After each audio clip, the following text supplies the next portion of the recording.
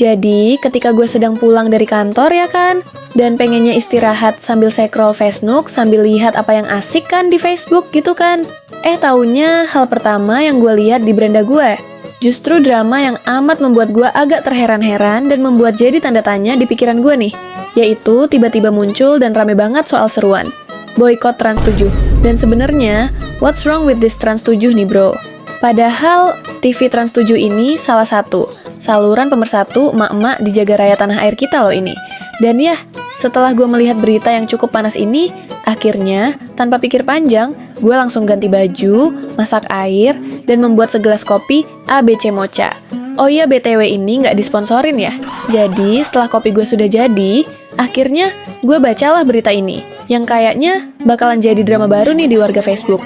Dan tentu saja, setelah gue scroll lebih dalam, bahkan lebih dalam dari Palung Mariana, ternyata semua isi beranda gue semua isinya sama aja, yaitu seruan untuk boykot Trans 7 dan bukan lagi seruan untuk memboikot antek-antek Israel.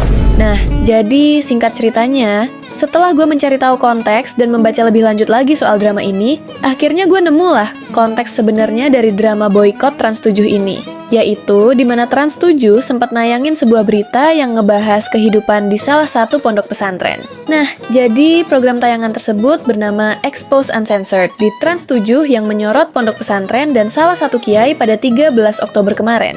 Nah, jadi di tayangan tersebut memperlihatkan kegiatan anak-anak dari Ponpes Lirboyo dan juga sosok pendiri pesantren Hidayatul Mubtadiat di Kompleks Lirboyo tersebut yang secara tidak proporsional yang mengandung dengan nada narasi bernada negatif. Dan selain itu, ada juga sebuah tayangan yang memperlihatkan beberapa bentuk penghormatan santri kepada guru yang merupakan tradisi lazim dan sudah sangat umum dilakukan di lingkungan pesantren tersebut, yang juga dikritik secara kurang bijak.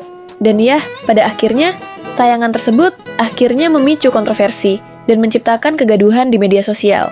Dan dari situlah, drama ini mulai viral di sosial media dan banyak banget warganet, terutama dari kalangan pesantren dan alumni pondok yang disentil tersebut yang ngerasa kalau narasi itu menyesatkan dan melecehkan budaya pesantren.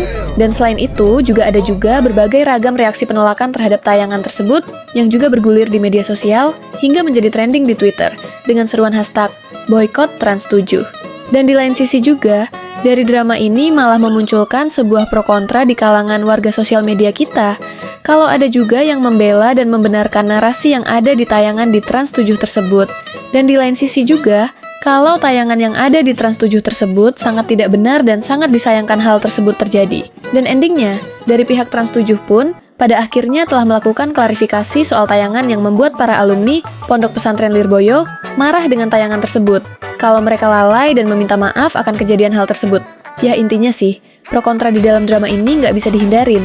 Bahkan sampai sekarang, beragam komenan di berbagai platform sosial media masih rame banget dan juga di forum-forum di sosial media. Bahkan beberapa akun berita online masih terus ngupdate perkembangan dari isu ini. Ya gitulah, gimana nih menurut pendapat kalian soal hal ini?